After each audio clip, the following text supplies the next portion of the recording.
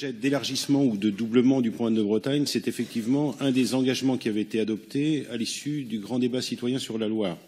Mais c'était aussi, avant ce grand débat, une des propositions majeures de notre liste écologique et citoyenne lors de la campagne du premier tour des élections municipales de 2014, avec également la connexion des lignes 1 et 2 de tramway.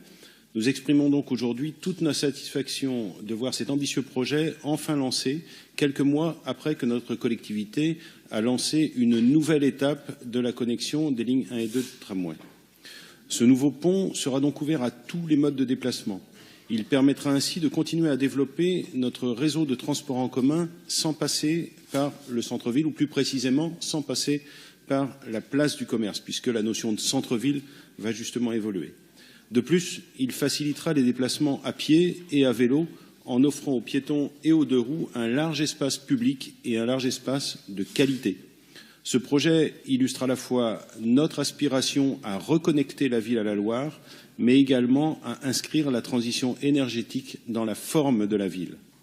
Ce sont bien ces solutions multimodales de franchissement que nous soutenons, et non d'autres modes de franchissement, ponts, tunnels, dévolus uniquement à la circulation et au trafic automobile.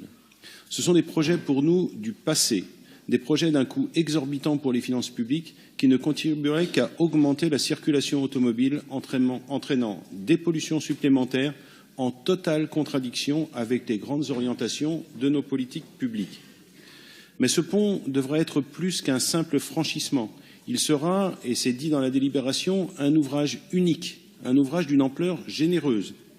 Nous approuvons cet objectif. Nous devons faire de cet ouvrage un espace public de qualité, un espace investi par les habitants. Ce futur pont sera un élément fort dans le secteur du quai de la Fosse, qui attend cela depuis bien longtemps. Trait d'union entre deux rives de la Loire, deux quartiers de Nantes, ce pont devra s'intégrer dans la continuité des activités touristiques et de loisirs du quartier, faire le lien entre le site des chantiers, la place du commandant L'Herminier, le mémorial sur l'esclavage. Plus qu'un lieu de passage, il devra aussi être un lieu de flânerie, devenir une sorte de table d'orientation au milieu du fleuve et du port. Un projet enthousiasmant donc, puisqu'il constitue un élément fondamental de la reconfiguration du centre-ville de Nantes, aboutissant au triptyque commerce Petite-Hollande, Anne de Bretagne. Pour tout vous dire, Madame la Présidente, je suis assez fier à mon modeste niveau de participer à ce grand projet qui marquera durablement la forme de notre ville. Je vous remercie de votre attention.